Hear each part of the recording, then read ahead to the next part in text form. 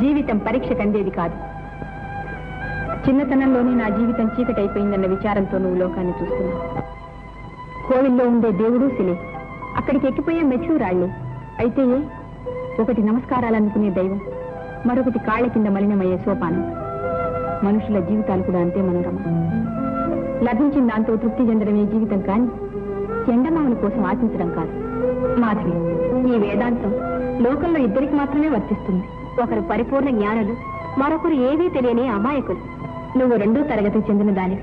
మాధవి, నువ్వు చిన్నతనంలోనే జీవిత సౌఖ్యానికి దూరమైనందువల్ల నీకదేమిటో తెలియదు. తెలిస్తే ఇలా మాట్లాడవు మాధవి. మనోరమ, నీ మాటే నిజమైతే నేను చాలా పుణ్యాసురాలి. ఒక వస్తువును త్యజించనే కూడదు.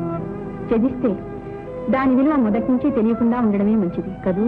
కానీ ఆ విలువ జీవితాంతం వరకు తెలియకుండా ఉంటే మంచిదే.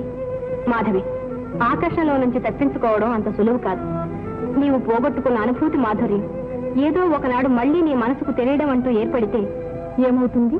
నీ జీవితంలో అనంత విచారం ప్రారంభమవుతుంది.